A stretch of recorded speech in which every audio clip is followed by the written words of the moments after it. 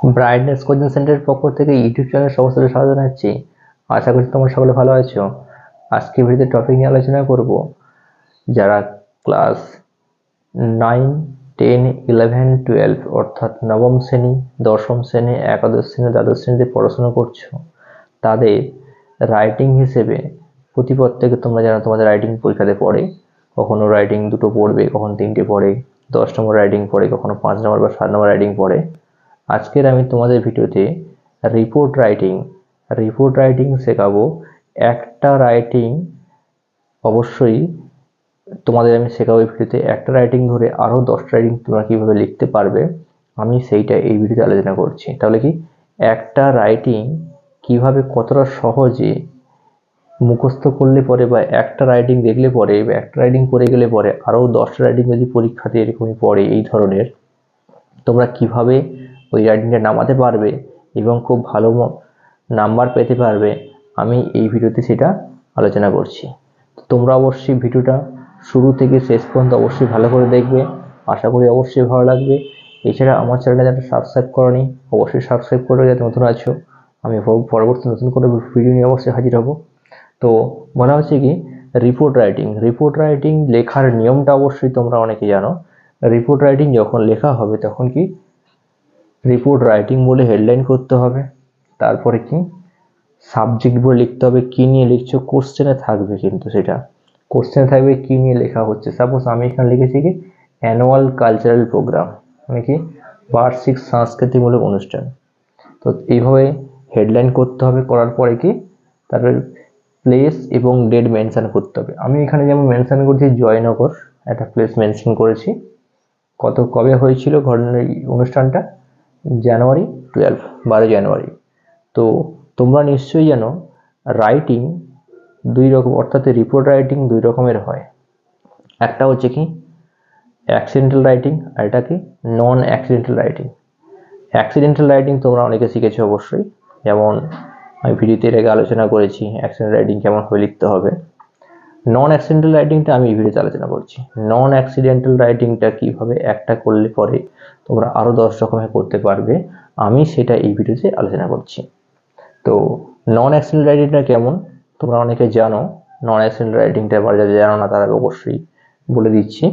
নন accidental রাইটিংটা হচ্ছে কি তোমাদের স্কুলে বা যে কলেজে বা যারা কোনো পার্শ্ববর্তী কোনো ক্লাবে কোনো অনুষ্ঠান হচ্ছে, কোনো জায়গাতে কোনো অনুষ্ঠান হচ্ছে, সেই অনুষ্ঠানটা কিভাবে সেলিব্রেশন করা হচ্ছে, শুরু থেকে শেষ পর্যন্ত কিভাবে অনুষ্ঠানটা সেলিব্রেশন করা হলো, সেটাইকেই বলা হচ্ছে কি নন অ্যাক্সিডেন্টাল রিপোর্ট। অর্থাৎ কি এখানে কোনো অ্যাক্সিডেন্ট ঘটছে না, এটা কি কতটা সুন্দরভাবে অনুষ্ঠানটা শুরু থেকে শেষ পর্যন্ত চললো বা নিয়ে যাওয়া হলো সেটা নিয়েই কিন্তু যে রিপোর্ট লেখা হচ্ছে, যে রিপোর্ট আইডি লেখা হচ্ছে সেটাকে বলছে নন অ্যাক্সিডেন্টাল রিপোর্ট। রিপোর্ট মানে সবসময় কি পাস্ট টেন্সে লিখতে হবে, পাস্ট টেন্সে অর্থাৎ পাস্ট ইনডিফিনিট টেন্সে লিখতে হবে, কখনো পাস্ট ইনডিফিনিটের প্যাসিভিউ করতে হচ্ছে। তো রিপোর্ট রাইটিং এইভাবে তোমাদের লিখতে হয়। তো আমি এখানে একটা রাইটিং অ্যানুয়াল কালচারাল প্রোগ্রাম, এই রাইটিংটাকে কিভাবে আরও 10 রকমভাবে যদি পরীক্ষাতে পড়ে এই নন অ্যাক্সিডেন্টাল রিপোর্টে, তাহলে কিভাবে লিখতে হবে সেটা আমি তোমাদেরকে এই ভিডিওতে আলোচনা করছি। তো প্রথমে আমি তোমাদের বললাম হেডলাইন রিপোর্ট রাইটিং বলে লিখতে হবে, কি নিয়ে লিখছো সেটা কিন্তু উপর কোন বিষয়টা কি লিখতে হবে রিপোর্ট রাইটিং। তারপর কি বলা হচ্ছে সাবজেক্টটা কি অ্যানুয়াল কালচারাল প্রোগ্রামটা লেখা হয়েছিল। তারপরে কি কোথায় হয়েছিল প্লেসটা লিখতে হবে, লিখে তারপর ডেট দিতে হবে। এইরকম করে এটা রাইটিং অ্যাক্সিডেন্ট হোক বা নন অ্যাক্সিডেন্টাল হোক, এটা হচ্ছে রাইটিংটা লেখার নিয়ম। তারপর কি করতে হবে, কি বলছে দ্য অ্যানুয়াল, আমি যেভাবে লিখেছি the annual cultural programme was held at the school premises with grandeur. মানে কি বলছে অ্যানুয়াল কালচারাল প্রোগ্রাম মানে কি বার্ষিক সাংস্কৃতিক অনুষ্ঠানটি ওয়াজ হেল্ড অনুষ্ঠিত হয়েছিল at the school premises school চত্বরে উইথ গ্র্যান্ডিওর জাঁকজমকপূর্ণভাবে। যদি পরীক্ষাতে পড়ে দ্য ট্রি প্লান্টেশন ডে, যাতে এখানে তাহলে ট্রি প্লান্টেশন ডে কীভাবে অবজার্ভ করা হলো, তাহলে এইখানেতে দ্য ট্রি প্লান্টেশন ডে তোমরা লিখবে, এই জায়গাতে ট্রি প্লান্টেশন ডে তোমরা লিখলে। আর এখানে কি লেখা হবে ডির পরে হচ্ছে কি এটাকে অ্যানুয়াল কালচারাল প্রোগ্রাম জায়গাতে কি লিখবে দ্য ট্রি প্লান্টেশন ডে। এইখানে লিখতে পারো দ্য ট্রি প্লান্টেশন প্রোগ্রাম। যদি পরীক্ষাতে পড়ে কি সেভ ড্রাইভ সেভ লাইফ, তাহলে কি দ্য সেভ ড্রাইভ, এই জায়গাতে সেভ ড্রাইভ সেভ লাইফ, এই জায়গাতে লেখা হবে সেভ সেভ লাইফ। যদি পড়ে কি অ্যানুয়াল প্রাইজ ডিস্ট্রিবিউশন সিরিমনি, যদি পরীক্ষাতে পড়ে তাহলে কি এখানে যেটা লিখবে এই জায়গায় সেটা লেখা হবে। তাহলে বাকিটা কিন্তু অন্য এইভাবে কোনো সেলিব্রেশন সংক্রান্ত যদি কোনো রিপোর্ট পড়ে তাহলে কিন্তু টিচার্স ডে পড়লো যদি পড়ে, বা রবীন্দ্র জয়ন্তী পড়ে, বা যদি গান্ধী জয়ন্তী পড়ে, এইরকম ধরনের রাইটিংগুলো যদি পরীক্ষাতে আসে তখন কিন্তু এখানে যে সাবজেক্টটা আছে সেখানে ওই সাবজেক্টটা এখানে লিখতে হবে। তারপরে কি ওয়াজ held at the school premises with গ্র্যান্ডিউর, মানে কি অনুষ্ঠিত হয়েছিল স্কুল চত্বরে বা স্কুল প্রাঙ্গণে উইথ গ্র্যান্ডিউর, জাঁকজমকপূর্ণভাবে, এটা কিন্তু সমস্ত রিপোর্টে তোমাদের লিখতে হবে। এরপরে কি বলছে, দ্য ডে ওয়াজ স্বামী বিবেকানন্দের বার্থডে, দিনটা ছিল কি স্বামী বিবেকানন্দের জন্মদিন। এই যে লেখাটা যে লিখেছি আমি এখানে 12ই জানুয়ারি উল্লেখ করেছি বলে ওই দিনকারই অনুষ্ঠানটা হয়েছিল। ওই এনে কি বলা হচ্ছে কি দিনটা ছিল কি স্বামী বিবেকানন্দের জন্মদিন। তোমরা যদি পরীক্ষার টিচার্স ডে পড়ে তার ডে ওয়াজ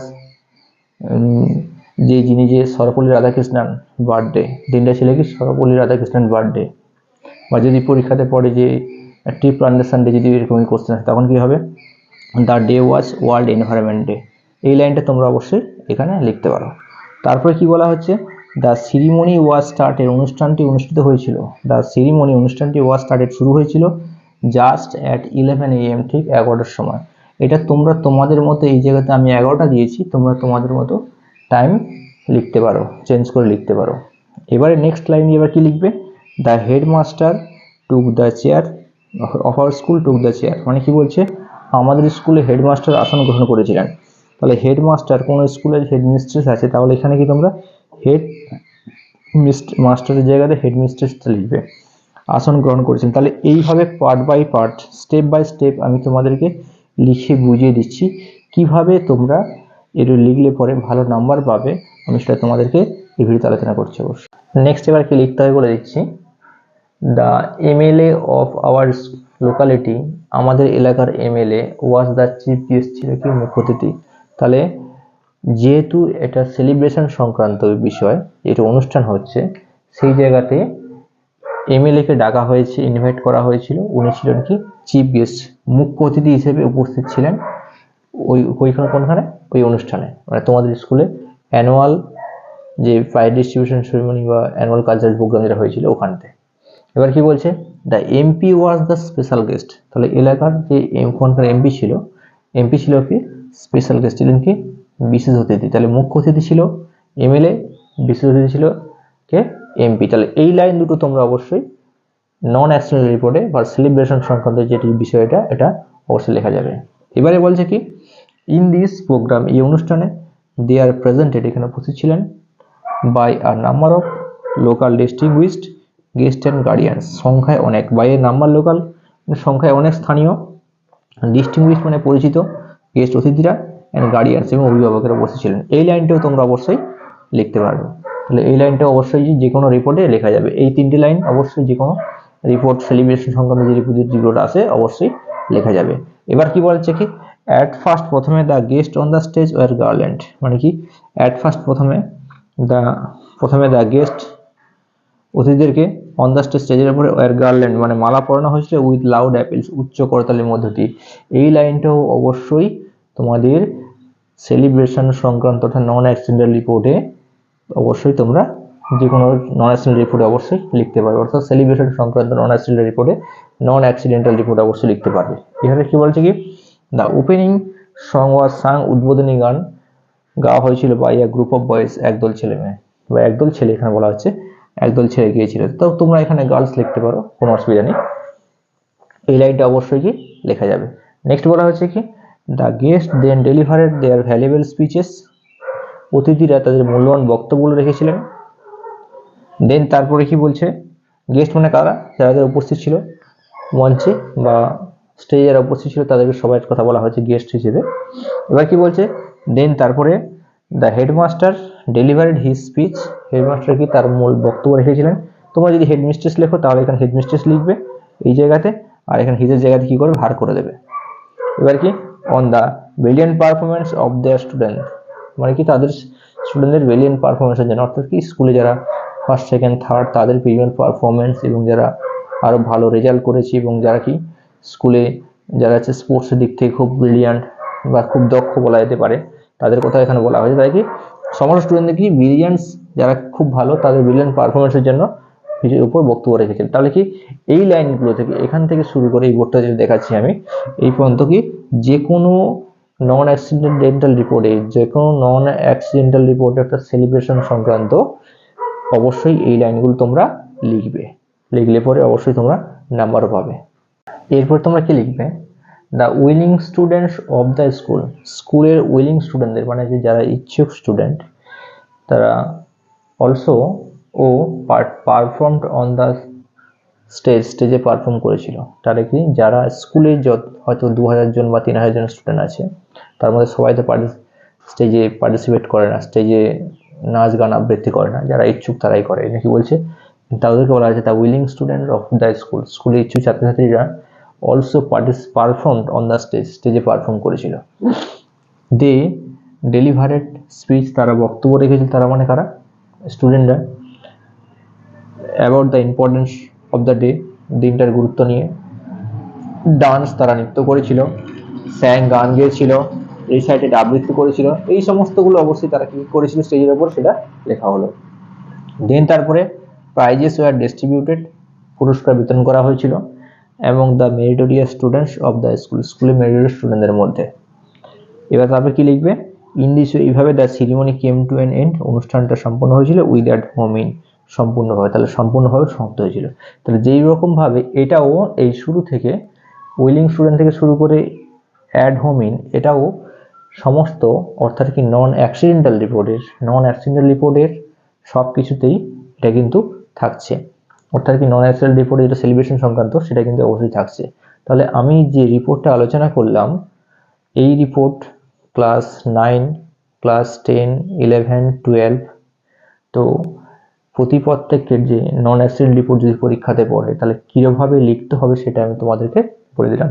যারা ক্লাস 11-এ আছো, 11-এর সেকেন্ড সেমিস্টারে পড়ছো তাদেরও অবশ্যই ইম্পর্টেন্ট আছে, কারণ সেকেন্ড সেমিস্টারে নন অ্যাক্সিডেন্ট রিপোর্ট ইম্পর্টেন্ট। যারা ক্লাস 12 পড়াশোনা করছো তাদেরও ইম্পর্টেন্ট আছে, 9-এর ইম্পর্টেন্ট আছে। তো এইরকমভাবে তোমরা লিখলে পরে অবশ্যই নাম্বার পাবে।